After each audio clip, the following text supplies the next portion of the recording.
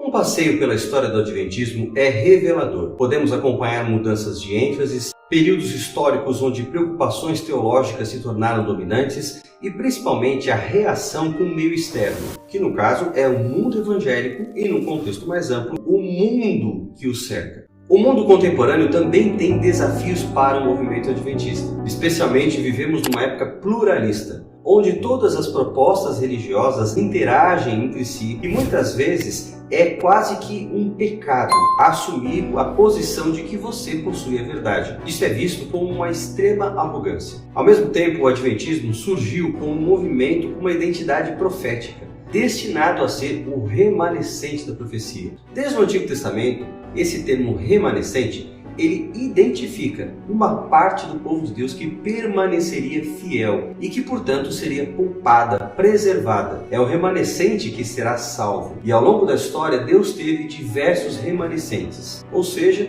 representantes, que em cada época pregaram uma verdade distinta segundo a vontade de Deus. A Igreja Adventista seria, então, o remanescente escatológico, aquele que reúne as características finais do último povo de Deus a anunciar a mensagem final, a mensagem da volta de Jesus. Esse tipo de abordagem, essa ênfase, essa mensagem ferem o espírito dessa época. Mesmo entre os adventistas, muitos preferem achar que devemos ser mais humildes, que a nossa mensagem é apenas a mensagem da cruz de Cristo, como as demais igrejas têm pregado. E se não fosse assim, não estaríamos então no caminho correto. Então há essa preocupação de tentar corrigir o movimento adventista, incentivando-o a ser mais cristocêntrico. A verdade é que muitas dessas abordagens contemporâneas têm uma visualização sobre Cristo que não é bíblica. Quando elas pedem ao adventismo para ser mais cristocêntrico,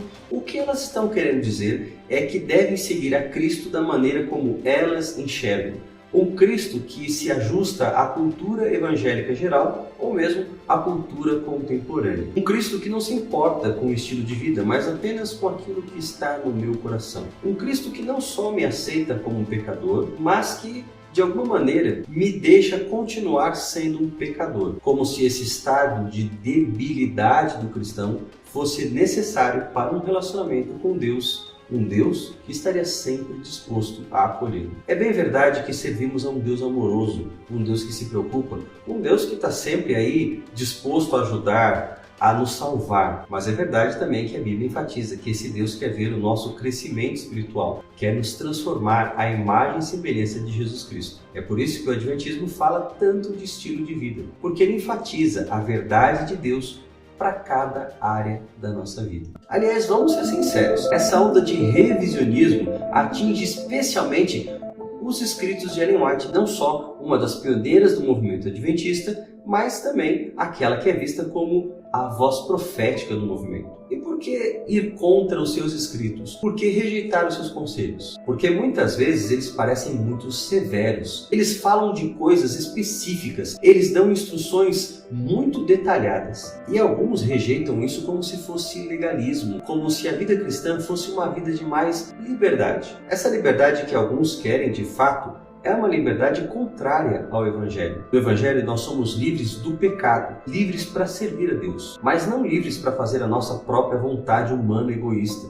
não livres para imitar comportamentos de pessoas não cristãs, não livres para frequentar ambientes mundanos e praticar coisas que as pessoas que não têm a Cristo fazem. É o Evangelho, a instrução de Deus, que delimita o que eu devo fazer e a forma como eu devo viver. Talvez esse seja o maior desafio do movimento adventista na contemporaneidade. Resgatar as suas origens enquanto vive nesse contexto atual. É avançar sem perder as suas origens. Tendo em vista tudo isso, devemos buscar as orientações bíblicas e aquilo que se acha nos testemunhos de Ellen White. Precisamos, sim, dialogar com esse mundo contemporâneo, mas sem perder a nossa essência. Afinal, a identidade profética que nós temos é decisiva para o cumprimento da missão que Deus nos legou. Deus não quer mais uma igreja evangélica genérica, presa à tradição, presa a costumes não bíblicos ou simplesmente adaptada à cultura desse tempo.